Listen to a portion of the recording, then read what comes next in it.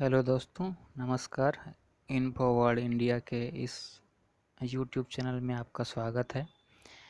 आज एक नया टॉपिक लेके आया हूँ। आज का टॉपिक है आयुर्वेदा। आपको स्क्रीन पे दिखाई भी दे रहा होगा, जिस पर आज हम बात करने वाले हैं।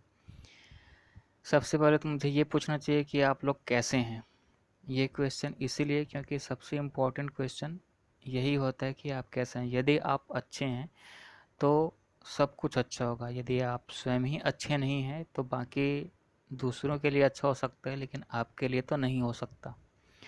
तो ये अच्छे का मतलब क्या है? अच्छे का मतलब हमेशा हाल चाल पूछते हैं, आप कैसे हैं, क्या हाल चाल है, मतलब आपकी लाइफ कैसी चल रही है। तो जो लाइफ चलने में दोस्तों सबसे बड़ा हाथ होता है आपके स्वास्थ्य का। आपका हेल्थ अच्छा है तो आपका मन अच्छा रहेगा, आपका स्वास्थ्य अच्छा रहेगा, आपका शरीर अच्छा रहेगा, तो आपके से संबंधित जितने भी काम हैं वो सारे के सारे अच्छे होंगे। तो आप लाइफ में चाहे जो भी हो, चाहे आप स्टूडेंट हों, हाउसवाइफ हों, लेडीज़ हो, जेंट्स हों, वर्कर हों, चाहे जिस पोस्ट पे भी हो, जिस उम्र के भी हो, जहाँ पे भी हो, जिस सिटी के भी हो, जहाँ से भी बिलोंग करते हो, सबसे इम्पोर्टेंट आपके लिए चीज़ है आपका स्वास्थ्य। क्योंकि आपका स्वास्थ्य सही है तो ही आप बाकी सारी चीज़ों पे फोकस होके काम कर सकते हो। यदि आप स्टूडेंट हैं, आपका एग्ज़ाम है, आपको नॉर्मल पढ़ाई करनी है, तो आपका स्वास्थ्य भी ठीक है तो ही आप अच्छे से पढ़ाई कर पाओगे, और तो ही आपका जो रिज़ल्ट है वो सही आ पाएगा। आप जिस फील्ड में भी हैं, यदि आपका स्वास्थ्य अच्छा है तो आपका आउटपुट बहुत अच्छा आएगा। या ये बोल सकते हैं कि यदि आपका स्वास्थ्य कमज़ोर है तो आपका आउटपुट भी कमज़ोर आएगा, और यदि आपका स्वास्थ्य अच्छा है तो आपका आउटपुट भी उस तरीके से अच्छा ही आएगा। आपने एक कहावत सुनी भी होगी, अंग्रेजी का कहावत है कि हेल्थ इज़ वेल्थ। ये कहावत ज़रूर है दोस्तों, लेकिन बिल्कुल सही बात है।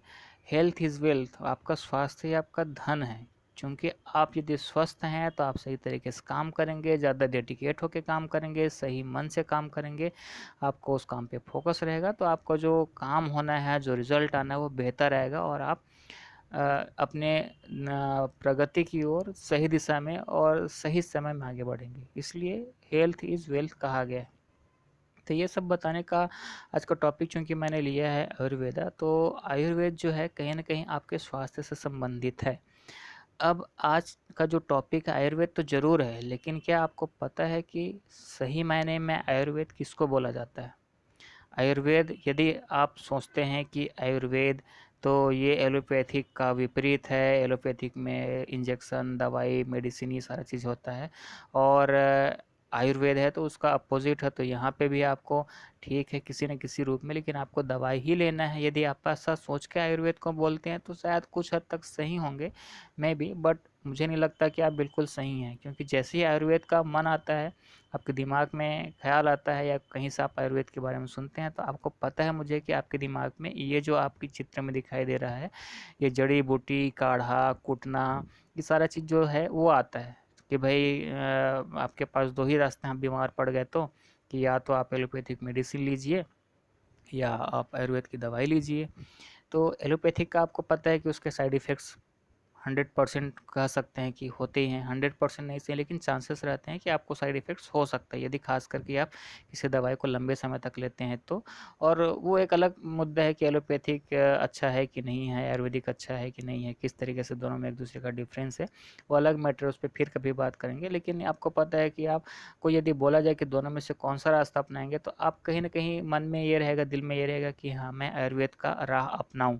क्योंकि एलोपैथिक में आपको डर है कि आज शायद अभी के लिए काम कर जाएगा, लेकिन बाद में मुझे नुकसान देगा, तो इसलिए आप आयुर्वेदिक का रास्ता अपनाना चाहोगे। तो आपके मन में, जैसे मैंने बताया, जैसे ही कोई आयुर्वेद बोलता है तो आपके मन में आता है कि जड़ी बूटी, काढ़ा, ये जो चित्र में दिख रहा है आपको, ये सारा चीज़ दिखाई देता है, जो शायद कुछ हद तक सही है। लेकिन मेरे ख्याल से आप यदि इसी को ही 100% आयुर्वेद मानते हैं तो जी नहीं। ये चित्र देखिए, आप यदि सोचते हैं कि आयुर्वेद में ये जड़ी बूटी, काढ़ा, ये सारा चीज़, ये सब ही आपको दवाई लेना है, तो फिर एक तरीके से आप यदि कंपेयर करेंगे एलोपैथिक और आयुर्वेदिक से, तो फिर ज़्यादा अंतर कहाँ हुआ है। और एलोपैथिक में भी आपने दवाई ही लिया है, वो भी किसी न किसी तरीके से बनाया गया है। आयुर्वेदिक में आप उसको जड़ी बूटी के रूप में ले रहे हैं, ये भी कहीं न कहीं से दवाई। यदि इसको भी कूट पीस के यदि एक आपको टेबलेट बना दिया जाए, दवाई बना दिया जाए, तो ये भी दवाई है, वो भी दवाई है, तो फिर अंतर कहाँ हुआ एलोपैथिक और आयुर्वेदिक में।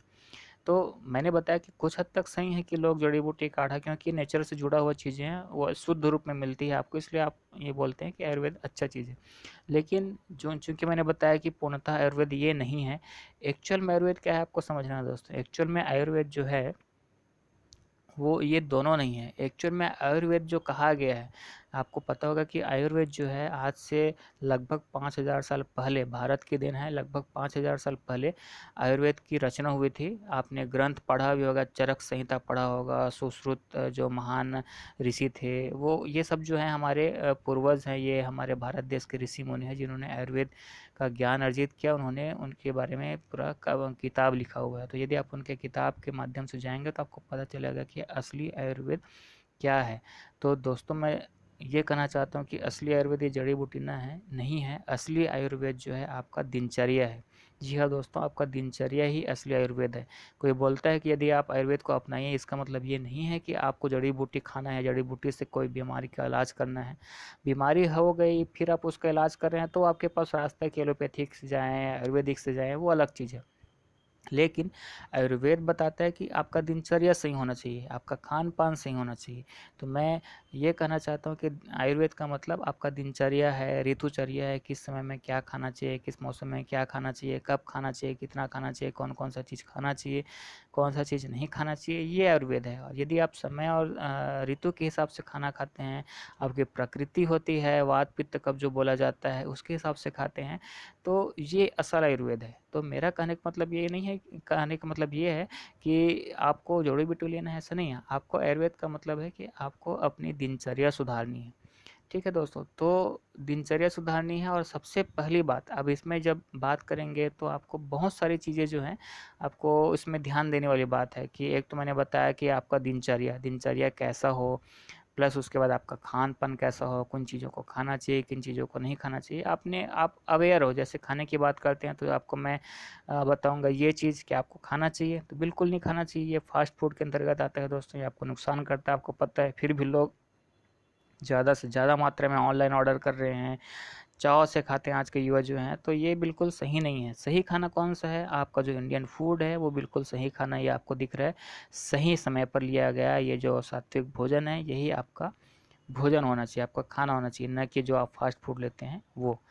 तो दोस्तों ये बहुत सारी चीज़ें हैं जो आपको आयुर्वेद में जानना चाहिए, और मेरा ये सब बताने के पीछे यही तात्पर्य है कि आप आयुर्वेद को पहचानो। आयुर्वेद का मतलब जड़ी बूटी को कतई ना मानो। आयुर्वेद का सिद्ध सुधा सही शुद्ध मतलब है कि आप दिनचर्या, सही दिनचर्या को अपनाओ। आप ऋतुचर्या के हिसाब से, समय के हिसाब से, ऋतु के हिसाब से, मौसम के हिसाब से आप खान पान का ध्यान रखो, सही समय पर खाना खाओ। और इनसे संबंधित और भी बहुत सारी चीज़ें हैं जिसमें से एक चीज़ आपको मैं बताना चाहता हूँ कि खाना ही दिनचर्या ही सही है। तो दिनचर्या में आपको एक इम्पॉर्टेंट चीज़ आज के सेशन में बताता हूँ, ये तो बहुत लंबा हो जाएगा अगर और बात करता हूँ तो एक सबसे इम्पोर्टेंट चीज़ है, दिनचर्या सही हो। दिनचर्या में खाने का काम, यदि आप खाने का काम सही तरीके से करते हैं तो आपका जो आयुर्वेद को अपनाने का तरीका है वो बिल्कुल सही हो जाएगा। आपको क्या करना है दोस्तों, आप क्या करते हो, सुबह ब्रेकफास्ट करते हो, दोपहर में लंच करते हो, फिर रात में डिनर करते हो। ब्रेकफास्ट, लंच, डिनर ये सब चीज़ अंग्रेजी चीज़ है, पाश्चात्य पश्चिमी देशों से लिया हो गया है, ये हमारी संस्कृति नहीं है। हम उसको भोजन ही बोलेंगे। और ना तो ब्रेकफास्ट, लंच और डिनर ऐसा कुछ नहीं है। हम सुबह का भोजन और रात का भोजन, दोपहर का भोजन हमको करना ही नहीं है। जी हाँ, दोपहर का भोजन हमको करना ही नहीं है। यदि आप सुबह का खाना खाते हो, सुबह 8 से 9 बजे के आसपास में भरपेट खाना खाइए। आप 4 रोटी खाते हैं, 6 रोटी खाइए, 8 रोटी खाइए, 10 रोटी खाइए, भरपेट खाइए। 1-2 रोटी एक्स्ट्रा खा लेते हैं तो भी कोई दिक्कत नहीं। आपको भरपेट खाना खाना है और दोपहर में बिल्कुल नहीं खाना है। और उसके बाद शाम को भोजन करना है, वो भी हल्का भोजन, 7-8 बजे के आसपास। 8 बजे के आसपास आप खाना खा सकते हैं, वो हल्का भोजन। हल्के भोजन में आप चावल ले सकते हैं, रायता ले सकते हैं, दाल ले सकते हैं, या रोटी सब्जी दाल जो भी लेना चाहिए, लेकिन हल्के मात्रा में। और सुबह का भोजन भारी होना चाहिए, आपको अच्छे से खाना है। अब इसमें मैंने बताया कि आपको दोपहर में खाना नहीं खाना है। आप सोच सकते हैं कि ये तो मुश्किल है, आदत पड़ी हुई है, हम बचपन से खाते आए हैं और हम इसको एक-एक कैसे छोड़ देंगे तो कमज़ोर हो जाएँगे, भूख लगेगी। ऐसा कुछ नहीं है दोस्तों। यदि आप ये नियम फ़ॉलो करते हैं, एक नियम बनाते हैं, तो आपको भूख लगेगी ही नहीं, क्योंकि सुबह भूख लगेगी, आप अच्छे से खाना खाते हैं तो दोपहर में आपको भूख लगेगी नहीं। दोपहर में भूख लगती है तो आपको क्या करना है, नींबू पानी पी लेना है, कोई फ्रूट का इस्तेमाल कर लेना है या जूस पी लेना है, लिक्विड चीज़ ले लेना है या कुछ हल्के-फुल्के चीज़ आप ले सकते हो, जो स्वास्थ्य के लिए हानिकारक ना हो। और फिर रात को आपको जल्दी खाना भी खाना है, तो दोपहर को आपको भोजन या अनाज का ग्रहण नहीं करना है। यदि आप बस यही एक तरीका भी अपनाते हो तो ये एक आयुर्वेद का सही दिनचर्या होगा, और इससे दोस्तों मैंने बताया 50% काम, आप बीमारी से 50% दूर रह सकते हो बिना किसी पैसा खर्च किए। और इस चीज़ को आप जितना जल्दी अपनाएंगे अपने परिवार में, यदि कोई छोटा है, वो यदि जितना जल्दी अपनाता है तो उसको दिनचर्या सही शुरू से ही सही रहेगा, तो आपको उसको बीमारी होगी नहीं। आप बोलेंगे कि भाई किसी की उम्र 50 साल हो गई, 40 साल हो गई है, तो हम तो बचपन से खाते आए हैं, बचपन से खाते आए हो इसीलिए आपको ये प्रॉब्लम होती है। तो इन्हीं सारी चीज़ों को सुधारना है, इन्हीं सारी चीज़ों को समझना है, सही आयुर्वेद को पहचानना है और खाने के समय में परिवर्तन करना है। सुबह का खाना हैवी करना है 8 बजे के आसपास, रात का खाना 8 बजे के आसपास करना है। इससे क्या होता है कि आपका जो खाना जो है पचना चाहिए। आप क्या करते हो, दोपहर में खाना खाते हो तो सुबह का खाना तो पचा नहीं है, 8 घंटे 10 घंटे लगता है पचने में।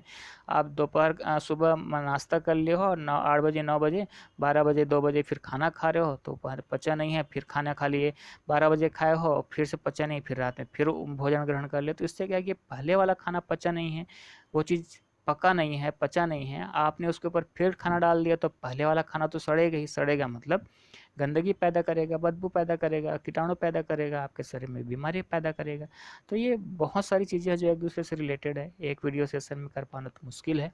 तो असल आयुर्वेद को पहचानिए, और सबसे पहला चीज़ जो आज मैंने बोला कि भाई इस खाने का समय परिवर्तन कीजिए। सुबह खाना खाइए, रात को खाना खाइए। सुबह हैवी कीजिए, रात को हल्का भोजन कीजिए, और बीच में पानी, जूस, नींबू पानी इस तरीके का आप आहार ले सकते हैं, और खाना या अनाज आपको ग्रहण नहीं करना है।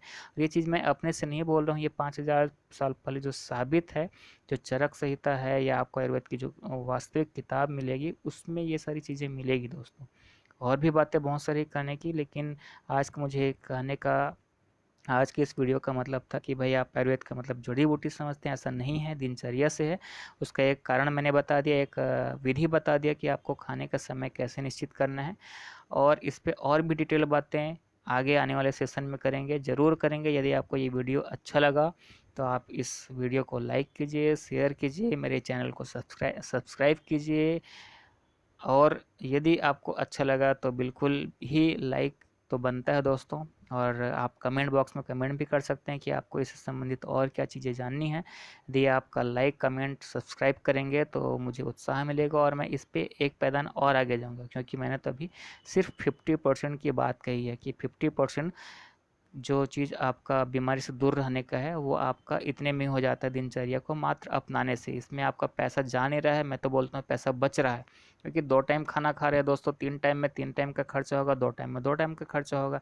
आपको बाहर के खाने की ज़रूरत नहीं है, कम खाना है, तो ओवरऑल आपका पैसा तो बच ही रहा है। आपको मैंने तो ये नहीं बोला कि दवाई लेना है, जड़ी बूटी लेना है, कहीं ना कहीं पैसा खर्चा तो होता है उन सब में, मात्र आपको दिनचर्या में सुधार करना है। तो इस तरीके से आप आयुर्वेद को पहचानिए, पुराने ग्रंथों को पढ़िए, आपको समझ में आएगा। और यदि आपको ये चैनल अच्छा लगता है, वीडियो सही लगता है तो सब्सक्राइब कीजिए, कमेंट कीजिए। मैं और इन सारी चीज़ों पे आगे आने वाले समय में, आने वाले वीडियो सेशन में बात करूँगा। तो आज के लिए धन्यवाद।